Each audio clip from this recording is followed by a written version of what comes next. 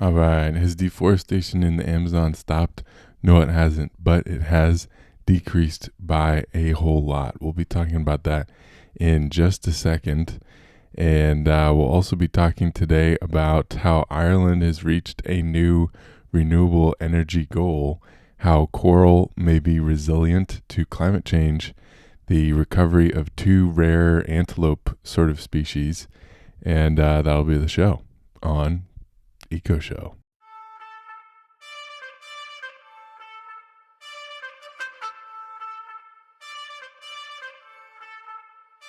Hello and welcome to Eco Show. This is a show about ecology, the environment, and things generally happening about that.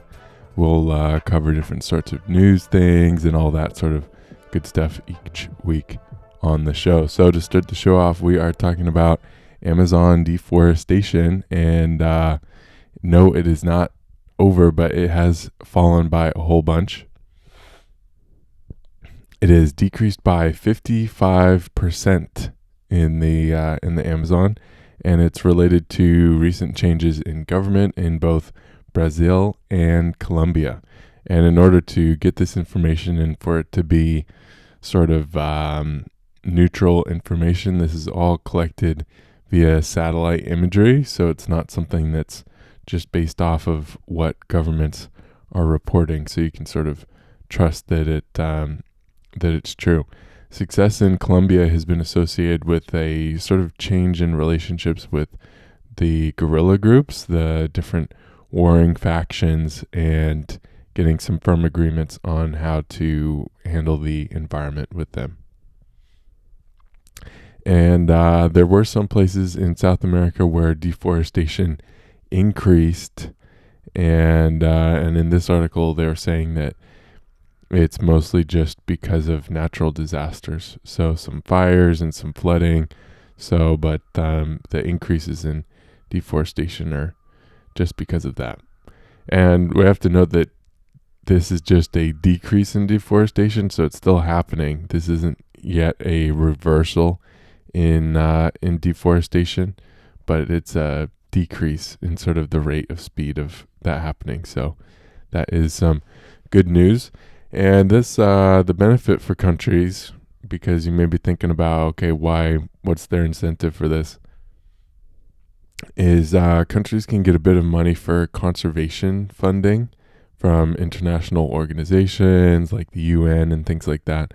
So when they have successes like this, it gives them a bit more negotiating power to say, hey, look what we're doing. We're doing this more conservation. We're decreasing deforestation, so give us more money to protect these environments and things like that. And these are very important to conserve, not only for the rich biodiversity that's in these forests, but also because of the big climate impacts that these regions have. These big forests sequester a lot of carbon, produce a lot of oxygen, and have all that biodiversity going on as well. So they're really important places to target for conservation.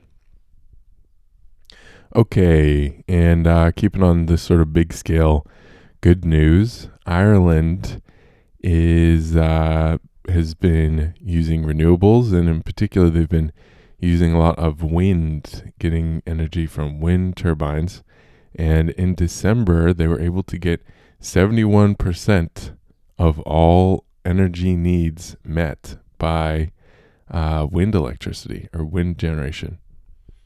And 10% of that was exported to Britain. So I'd be interested to see, and I'll look into it maybe for the next show, of what sort of things are required by the grids in order to get this renewable energy, because we saw recently that Portugal was also able to generate a whole bunch of energy from solar and wind, and I think it was more than they actually needed, so they were exporting it to Spain. So you could imagine that if you have a grid that can handle this renewable energy, then you can sort of have it sloshing to areas that need it more. So if a area is getting a lot of wind, you can export your energy to a place with less wind. If a place is more sunny, that whole sort of thing.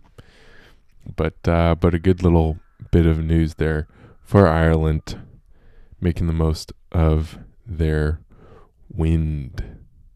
And from the wind to the seas, we have some research on corals and how they're handling marine heat waves. And it's looking like some corals are able to survive these heat waves by a sort of what's being called ecological memory.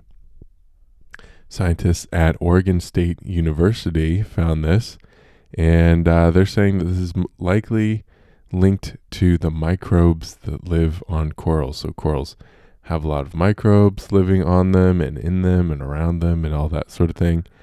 And these microbes impact how they're responding to these different marine heat waves.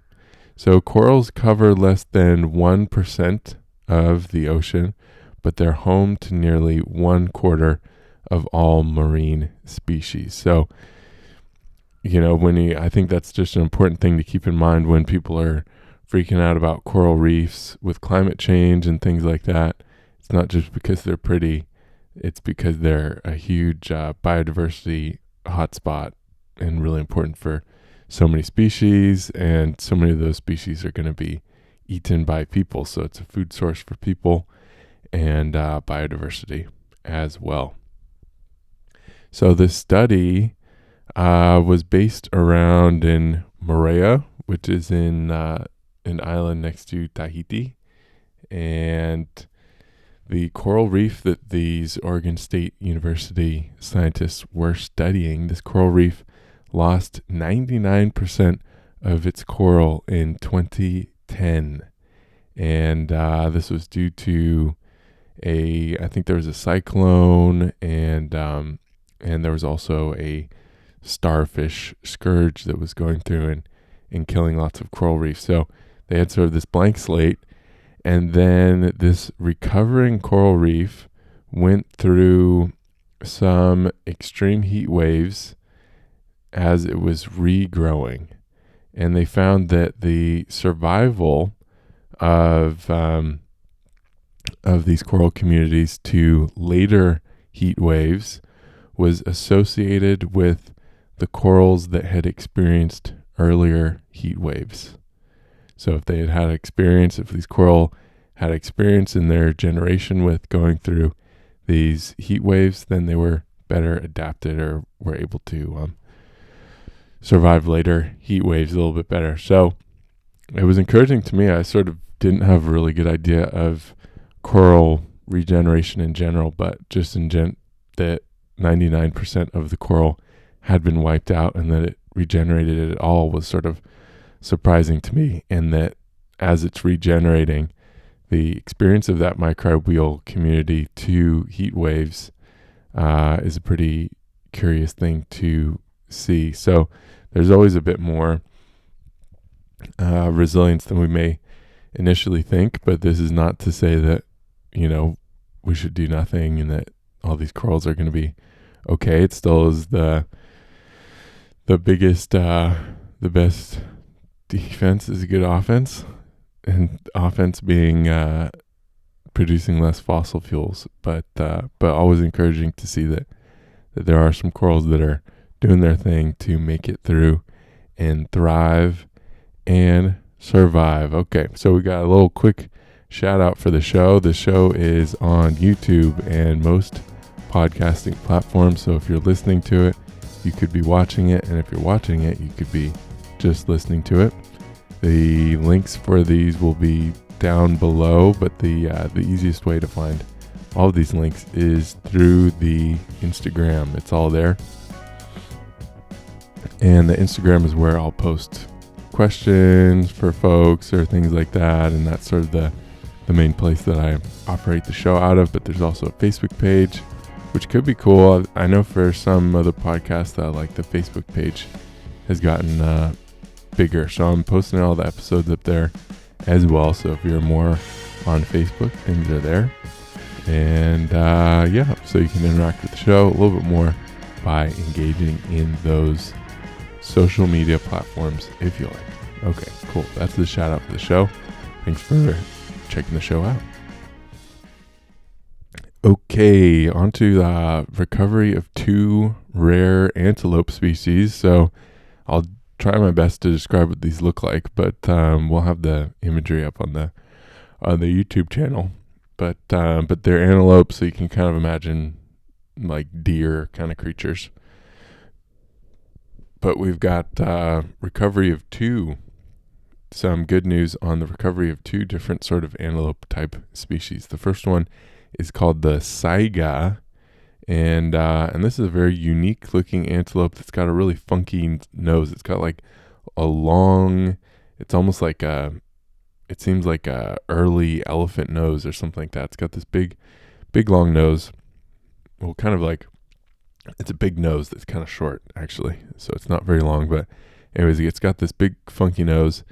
And they were down to 45,000 in individuals in 2005, and that might sound like a lot, but compared to what these species are usually at, that is quite low. But now they're up to 1.9 million, and I believe that's in the Kazakhstan region where the most of them are. So they're one of these steppe antelopes, so they're kind of over Central Asia.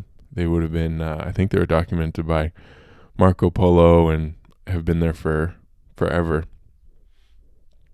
They've struggled in the past due to diseases, and the recovery of them has been aided by more land being put aside for them to live and hang out on. So that's them. We'll have some photos up. Good to see that they're coming back. So I believe they were moved from, they're like off the endangered list. They're like still threatened, but not as bad.